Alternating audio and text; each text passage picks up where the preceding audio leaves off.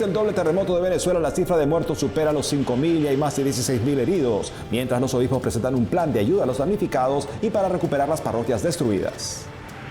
España se declara en estado de emergencia nacional por los incendios forestales cerca de Madrid que dejan más de 20.000 desplazados. La Iglesia activa su red de ayuda para apoyar a los damnificados.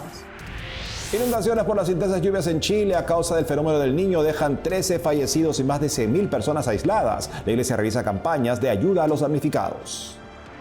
Ucrania se siente apoyada por la Santa Sede, así lo afirma EWTN Noticias. El embajador ucraniano ante el Vaticano afirma además que una visita del Santo Padre a su país contribuirá al proceso de paz. El Vaticano desmiente que el jesuita Marco Rubnik haya sido absuelto de las acusaciones por presuntos abusos contra varias mujeres y afirma que el proceso canónico continúa. Hola Nati, terminando la semana. Qué gusto estar contigo, Eddie, cerrando la semana y con nuestros televidentes informando desde los estudios en Lima, Perú. Gracias por acompañarnos en EWTN Noticias. Soy Eddie Rodríguez Morel. Bienvenidos, yo soy Natalie Paredes. En el día de San Charbel Macluf, sacerdote, asceta y religioso libanés, iniciamos las noticias desde Venezuela. Hoy se cumple un mes del doble terremoto que golpeó al país. La nación continúa enfrentando el desafío de la recuperación, mientras la Iglesia mantiene su acompañamiento a las familias afectadas. Estamos en conexión con nuestro corresponsal en Caracas, Andrés Enríquez, para que nos hable sobre lo último.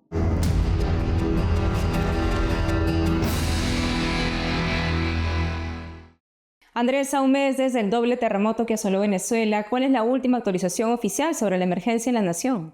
Sí, la última cifra oficial compartida por el gobierno interino de Delcy Rodríguez de fallecidos, lamentablemente, pues es muy alta. Más de 5.300 personas perdieron la vida ese 24 de junio, más de 16.000 personas también resultaron heridas. No hay cifra oficial de desaparecidos, pero estimaciones independientes pues también hablan de decenas de miles. De hecho, hasta hoy, un mes después de la tragedia, pues muchísimas personas siguen buscando a sus familiares en medio de los escombros y entre tantos edificios que se derrumbaron, sobre todo en La Guaira. La situación es realmente lamentable, es muy deplorable. El tema de los servicios públicos en La Guaira también es muy grave. Las personas están luchando por conseguir lo básico para vivir, insumos médicos, comida, agua. Hay muchísima gente viviendo también a la intemperie en campamentos improvisados en el medio de la calle y pues en ese sentido la situación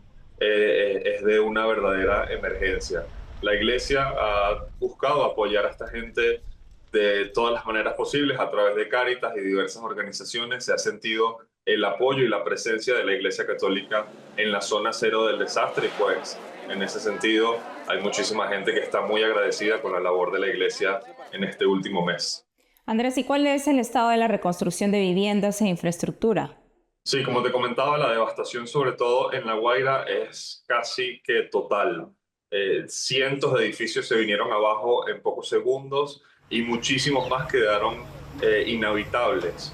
En ese sentido, pues, se están llevando a cabo diversos proyectos para gestionar la reconstrucción de estos edificios, sobre todo, y ahí entramos un poco en el tema eclesial. La Iglesia ha determinado que al menos en Caracas 25 templos parroquiales resultaron afectados por los terremotos. 5 de ellos tienen daños graves estructurales y por ende no pueden ser utilizados. La Iglesia está llevando adelante diversas alianzas, sobre todo con estudiantes y tesistas de arquitectura e ingeniería, para desarrollar proyectos que permitan reconstruir y volver a ser aptos estos edificios, pero aún ha pasado muy poco tiempo. Como te digo, el daño es muy grande y el tema de la reconstrucción sin duda va a tomar algún tiempo más en el futuro. Estas acciones que nos comentas de la Iglesia son parte de las acciones también que van a realizar del plan de acción de los obispos. Sí, los obispos también han presentado un plan de 5 fases para la reconstrucción y la recuperación de estos templos. Las primeras fases ya están adelantadas, que son una de estudios de identificación de los daños estructurales en estos templos parroquiales, y como te comentaba también, pues las fases últimas de reconstrucción tienen que ver con diversas alianzas para lograr reconstruir estas iglesias. Muchas de ellas, pues al ser inhabitables, la feligresía ha tenido que celebrar las misas y las diversas actividades religiosas fuera de los templos, pero esta semana la Arquidiócesis de Caracas en una rueda de prensa aseguró que ya se está trabajando activamente para la recuperación de estos templos y pues todos esperamos que que puedan ser habilitados otra vez en el corto plazo. A un mes de este doble terremoto, ¿cómo se evalúa también la respuesta del gobierno? Sí, el episcopado también esta semana lamentó que muchísimos venezolanos se hayan sentido desamparados en los primeros días de la emergencia inmediatamente después del terremoto porque sencillamente no hubo respuesta alguna del gobierno venezolano. Hay que destacar que el doble terremoto golpea a Venezuela en un momento donde la vida cotidiana ya era muy difícil y pues en ese sentido no se estaba preparado para este tipo de emergencia y para atender con propiedad y con eficacia el desastre. La respuesta fue prácticamente nula en las primeras horas, que son cruciales para rescatar a muchísima gente. Después ya se fue viendo la presencia del Estado en ciertos sectores, pero hasta hoy, un mes después, en muchísimos sitios, en muchísimos edificios colapsados, por ejemplo, no ha llegado aún maquinaria para mover las pesadas placas y los escombros y poder recuperar los cuerpos de muchísima gente. Pues la respuesta no fue la apropiada, no fue la indicada y en ese sentido yo creo que también ocasionó que se perdieran muchísimas vidas. Andrés Enrique, gracias por la información y seguimos unidos en oración por nuestros hermanos venezolanos. Un placer, muchísimas gracias.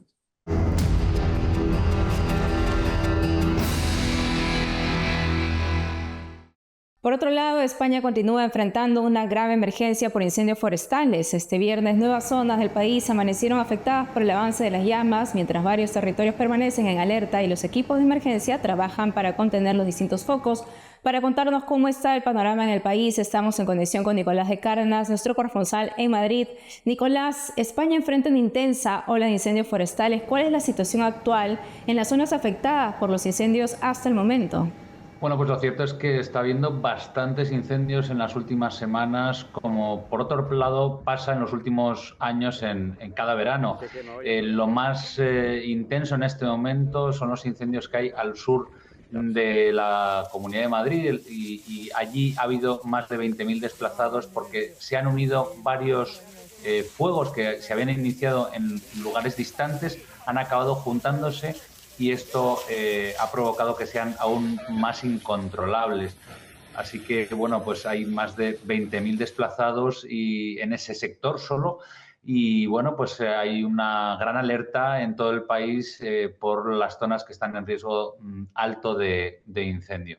¿Y qué medidas ha puesto el gobierno en marcha para el control de incendios y ayuda a los damnificados? Sí, en principio la gestión de las emergencias por incendios son competencia de las comunidades autónomas, pero en este caso y dada la gravedad de este incendio que comentábamos, se ha elevado el nivel de alerta de tal manera que es el Ministerio del Interior el que coordina los esfuerzos y se le da el mando operativo a la Unidad Militar de Emergencias, que es una unidad del Ejército que está especializada en este tipo de situaciones, pues incendios, inundaciones graves que afectan a una gran población y que pueden desplazar pues todas sus herramientas, el número de los militares que forman estas unidades, etcétera. Y además el gobierno, al asumir ese mando, ha pedido ayuda a la Unión Europea de tal forma que han llegado al menos 4 aviones de refuerzo de extinción de incendios provenientes de Grecia y de Italia. Y desde la Iglesia Nicolás en España, ¿cómo se está acompañando a las comunidades afectadas y qué iniciativas solidarias se han impulsado? La diócesis de Getafe, sufragánea de Madrid, que es la que está más afectada por este gran incendio desde hace 3 o 4 días, se está movilizando de manera prioritaria.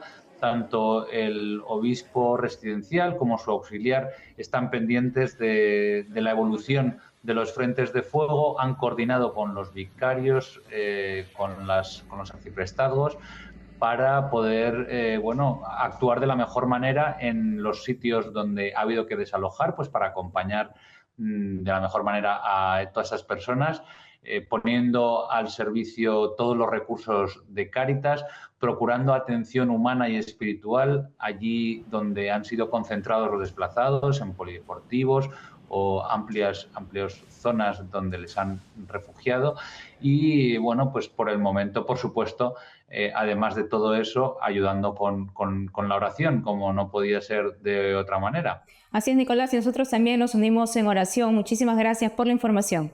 Gracias a vosotros. Y ahora nos trasladamos a Chile, donde las intensas lluvias e inundaciones por el fenómeno del Niño han dejado al menos 13 fallecidos, decenas de heridos y miles de damnificados. Las zonas más golpeadas se encuentran en el norte del país, en Atacama y Coquimbo, donde continúan los cortes de agua potable y electricidad. Según las autoridades, más de 100.000 personas permanecen aisladas y más de 2.200 viviendas presentan daños o han quedado destruidas. El gobierno declaró estado de emergencia para facilitar el despliegue de ayuda y la atención a los damnificados. Los meteorólogos atribuyen este episodio de lluvias excepcionales al regreso del Niño, el fenómeno climático originado en el Océano Pacífico que altera los patrones meteorológicos a escala global. El arzobispo de Santiago, cardenal Fernando Chomali, lamentó las muertes y pidió oración por ellos y por sus familias, mientras la Arquidiócesis de La Serena puso en marcha la opción de colaboración. Si usted desea ayudar, puede pedir información en los correos que aparecen en pantalla. Como saben, en julio hubo 2 cardenales enviados a Ucrania en viajes distintos. El cardenal Zuppi, a quien el Papa Francisco en su momento le encargó mediar para intercambiar prisioneros, y por otro lado, el ministro de Exteriores del Vaticano, Monseñor Paul Gallagher. Él visitó el país con motivo del 35 aniversario de la vuelta de la Iglesia Católica de rito latino a Ucrania tras el periodo soviético. WTN Noticias entrevistó al embajador ucraniano ante la Santa Sede para que nos comente cómo se ha visto desde su país estas 2 visitas. Las relaciones entre el Vaticano y Ucrania atraviesan uno de sus momentos más intensos desde el inicio de la invasión rusa. Además de los llamamientos del Papa por la paz, en las últimas semanas han visitado el país 2 enviados de primer nivel de la Santa Sede, el cardenal Matteo Zuppi y el arzobispo Paul Richard Gallagher. Ambos han transmitido la cercanía del Papa León XIV y han mantenido encuentros con las autoridades del país. Ucrania valora especialmente el papel humanitario del Vaticano, sobre todo por los esfuerzos para facilitar el retorno de niños ucranianos deportados a Rusia, por la liberación de prisioneros y por la asistencia a civiles afectados por la guerra. Por otro lado, el gobierno de Zelensky ha pedido a la Santa Sede apoyo para entrar en la Unión Europea. Y hay un tema que sobresale especialmente: la posible visita de León XIV a Ucrania. En EWTN entrevistamos al embajador ucraniano ante la Santa Sede, Andriy Yuras, para hablar de estas 2 visitas de los cardenales y de las relaciones entre los 2 estados. Gracias por su visita, señor embajador. ¿Cuál es el mensaje que cree que les ha enviado el Papa tras la visita de los 2 cardenales? Creo que el mensaje es totalmente claro. La Santa Sede demuestra que Ucrania no está sola. La Santa Sede demuestra que intenta hacer todo lo posible para apoyar espiritualmente al pueblo ucraniano. ¿Y cree que el mensaje sería más fuerte si el Papa en persona visitara el país? ¿Qué piensa al respecto? Estamos totalmente convencidos de que su posible visita sería una gran ayuda para el proceso de paz.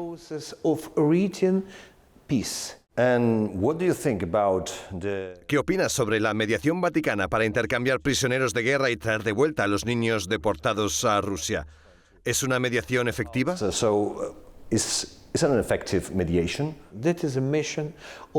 La misión que está llevando a cabo el cardenal Zuppi es muy efectiva. Casi todas las semanas nos reunimos con él. Le damos listas y él inmediatamente envía esa información a los del otro bando. Es muy difícil saber a cuántas personas se ayuda. A veces pasamos listas con decenas de nombres. Y desde el primer momento, el Papa León XIV confirmó la misión. Y él animó al cardenal Zuppi a viajar a Ucrania esta vez. Y tras 4 años y medio desde la invasión, ¿cómo se siente el pueblo ucraniano? ¿Cómo se siente usted, que además tiene un hijo en el ejército? ¿Cómo se siente? Esta es la pregunta más difícil para mí. Por una parte, todo el mundo está cansado tras estos 4 años y medio. Todos los días hay ataques. Por ejemplo, durante la visita del arzobispo Gallagher en Kiev, nos atacaron con 41 misiles rusos. Quizás no eran drones sino misiles, y creo que ha sido el mayor ataque de los últimos años en Kiev. Por otro lado, veo que el pueblo de Ucrania está experimentando algo. Se dan cuenta de que son más fuertes. Thank you very much, Mr. Ambassador, for your time. Embajador, gracias por su tiempo, por darnos la oportunidad de explicar cómo están las relaciones entre el Vaticano y Ucrania tras la visita de estos dos cardenales. Mantendremos el contacto. Gracias de nuevo por su tiempo. Muchas gracias. Thanks again for this time you gave to us. Thank you so much. Por otro lado, en cuanto a los retomados ataques entre Estados Unidos e Irán desde hace 13 días, dejando atrás los acuerdos preliminares de cese del fuego en Medio Oriente, el Comando Central de Estados Unidos informa que continúa con su ofensiva contra infraestructura militar iraní, como instalaciones de almacenamiento de drones. En un comunicado enfatizó que los ataques tenían la intención de disminuir aún más la amenaza que Irán representa a los marineros civiles y a los buques comerciales que transitan por el estrecho de Hormuz. Indicó además que los buques comerciales continúan navegando libremente por el estrecho con el apoyo militar estadounidense. Por su parte, la televisión iraní leyó una declaración de la Guardia Revolucionaria que pide a la población de los países vecinos que se alejen de las bases e instalaciones usadas por tropas estadounidenses. Una serie de explosiones sonaron cerca de una base militar que albergaba a fuerzas estadounidenses en el norte de Irak, informa Associated Press, mientras que en Bahrein sonaron sirenas de alarma. Hacemos una pausa y al volver. Sí, juro. Después de 30 años, el Perú vuelve a tener un Congreso bicameral con la juramentación de 60 senadores y 130 diputados. El partido de gobierno de Keiko Fujimori tiene un importante número de escaños. Además, bajo el lema Yo no te olvidaré, la Iglesia celebra este domingo la Jornada Mundial de los Abuelos y Ancianos, instituida por el Papa Francisco. Regresamos con más noticias con Enfoque Católico.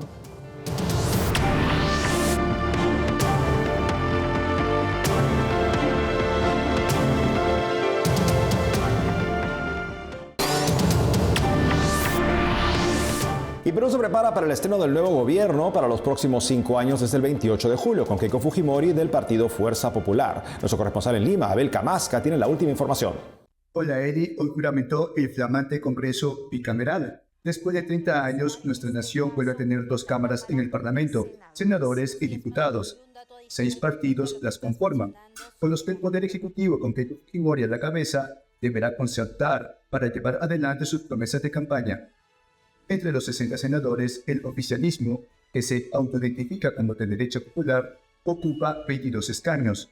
Le siguen Juntos por el Perú del izquierdista Roberto Sánchez, con 14, y las demás fuerzas políticas con menos de 10 representantes. Entre los 130 diputados, el panorama es parecido. Fuerza Popular cuenta con 41 asientos, Juntos por el Perú con 32 legisladores, y los demás grupos políticos con menos de 20. Al no contar con una contundente mayoría en una y otra Cámara, se espera que Fuerza Popular se enfoque en concertar y dialogar para concretar su plan de gobierno con grandes desafíos en cuanto a la seguridad, reactivación económica y unión entre los peruanos. Abel, ¿y qué acciones viene realizando la presidenta electa Keiko Fujimori? En estos días, Keiko Fujimori se ha venido reuniendo con diferentes asociaciones, gremios, alcaldes, con quienes ha venido dialogando sobre la realidad del país, mientras el proceso de transferencia del gobierno saliente al entrante está en su etapa final y la diligencia de traspaso de la información viene transcurriendo con fluidez. Al respecto, en redes sociales, Fujimori advirtió: sí, vamos a hacer un reclamo de los últimos gobiernos, por supuesto, que nos están entregando el Estado de manera catastrófica. Tenemos que corregir varias cosas en el Estado, gastos superfluos. Ya les vamos a ir contando los hallazgos que hemos tenido y con eso vamos a poder utilizar mejor estos recursos para las personas que más lo necesitan, para las organizaciones sociales de base, tener metas concretas e ir monitoreando cada una de estas metas para saber si es que están funcionando los ministerios y los programas. Asimismo, un crimen adjudicado a extorsionadores esta semana la llevó a visitar a los deudos de 10 personas asesinadas, niños entre ellos. No hay palabras para poder aliviar la tristeza de los deudos. Y claro, yo soy presidenta electa, no en funciones todavía, ¿no? Entonces he ido en mi condición de presidenta del partido, hemos llevado un poco de apoyo, pero sobre todo un abrazo de solidaridad, el compromiso de buscar justicia de acompañarlos en su dolor. Y la próxima semana, por supuesto, al tomar las riendas del país, vamos a regresar. Y este jueves, la presidenta electa comunicó que se reunió con el nuncio apostólico en el Perú, Monseñor Paolo Rocco Gualtieri, para coordinar aspectos de la próxima visita del Papa León XIV al país. Durante el encuentro, la próxima mandataria reafirmó su compromiso de dar una cálida bienvenida al Santo Padre. Abel, ¿y cuál es la expectativa de los peruanos ante el inicio de la nueva gestión con Keiko Fujimori? Hace unos días, la encuestadora Datum dio a conocer que el 73% de los ciudadanos considera que se debe combatir la delincuencia como uno de los principales desafíos para el próximo gobierno. Esto debido al aumento de las extorsiones en contra de transportistas y pequeños empresarios emprendedores. Más trabajo y mejores servicios de salud y calidad de la educación pública también son los deseos de los peruanos, así como menos corrupción en el Estado. El 52% espera que el Perú mejore. Gracias, Abel, por la información. Gracias, Eddie. Adelante ustedes. Y nos vamos hasta Roma para comentar una noticia relacionada con el caso del sacerdote Marco Rupnik, el teólogo y artista de fama internacional que está siendo sometido a un proceso canónico por presuntos abusos sexuales, psicológicos y espirituales contra varias mujeres. Algunas informaciones aseguraban que Rupnik había sido absuelto, pero el director de la Santa Sede, Matteo Bruni, publicó una nota en la que lo desmentía. Dijo que esas noticias son absolutamente infundadas y confirmó que la investigación canónica sigue abierta. Según explicó, el tribunal continúa analizando la documentación procedente de la diócesis implicadas, de la Compañía de Jesús y de las personas afectadas por el caso. El Vaticano recordó además que mientras el proceso está en curso, no serán públicos detalles de las actuaciones para proteger la investigación y a todas las personas involucradas. Y ahora nos trasladamos a Gaza para contarles que un informe de Oxfam, organización internacional dedicada a combatir la pobreza y la desigualdad, elaborado junto al Instituto Palestino de Investigación de Políticas Económicas y el Centro de Comercio Palestino, estima que la recuperación de Gaza requerirá unos 71.400 millones de dólares. El estudio señala que la reconstrucción no solo contempla viviendas, sino también la recuperación de hospitales, escuelas, redes de agua, saneamiento, electricidad y otros servicios esenciales. Además, advierte que el impacto económico y social del conflicto requerirá una respuesta de largo plazo para atender las necesidades de la población. Pese al acuerdo de alto al fuego, la población continúa enfrentando las consecuencias del conflicto entre Israel y el grupo terrorista Hamas. Esta mañana, gazatíes regresaron a sus hogares para rescatar las pocas pertenencias que quedaron tras el bombardeo israelí la noche del jueves último. El ejército israelí había dado órdenes previas de evacuación.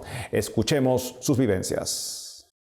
Estábamos dormidos cuando anunciaron la evacuación. Nos dieron solo 10 minutos, no había tiempo para escapar. Y entonces ocurrió esta destrucción. Como pueden ver, no nos llevamos nada. Fue una noche de terror. Las mujeres salieron sin velo, los niños andaban descalzos y presas del pánico y el miedo, la gente perdió a sus hijos. Regresaron a buscarlos y 20 minutos después, el lugar fue atacado con 2 enormes misiles. Quiero entender de qué tipo de alto al fuego están hablando. Los bombardeos son diarios, la destrucción es diaria, gente inocente que no ha hecho nada malo. La zona está devastada y mujeres, niñas y niños no tienen hogar en las calles. Como pueden ver, ¿cuánto tiempo más durará esto? Detengan la guerra. Y ahora nos hacemos eco de lo que toda la iglesia celebrará este fin de semana, la jornada dedicada a los abuelos y ancianos. Ampliamos. El Papa Francisco estableció la Jornada Mundial por los Abuelos y Ancianos en 2021. El objetivo era subrayar su valor en la familia, en la sociedad y en la iglesia. A los abuelos muchas veces se les olvida y nos olvidamos de esta riqueza de custodiar las raíces y de transmitirlas. Fue hace 5 años cuando el Papa quiso llevar la atención del mundo a la importancia de los abuelos. Por esto decidí instituir la Jornada Mundial de los Abuelos y Ancianos, que tendrá toda la iglesia cada año en el 4º domingo de julio, en torno a la fiesta de los santos Joaquín y Ana, los abuelos de Jesús. El lema elegido por León XIV para este año es «Yo no te olvidaré». En un mensaje enviado para la ocasión, subrayó el problema de la soledad de muchos ancianos y lamentó el problema de que muchos afronten la enfermedad sin ayuda. También pidió a la gente joven que revivan la hermosa costumbre de visitar a sus abuelos y evitar este problema. Esta jornada trata de reflejar la preocupación que la Iglesia ha sentido por las personas mayores desde hace siglos y que en la actualidad se manifiesta a través de sus continuos esfuerzos por promover los cuidados paliativos y defender la dignidad de su vida. En Roma, Sofía Zubac y Javier Romero, EWTN Noticias. Y eso es todo, amigos. Gracias por haber estado con nosotros. Recuerden siempre seguirnos en nuestras redes sociales y en ewtnnoticias.com. Hasta el lunes.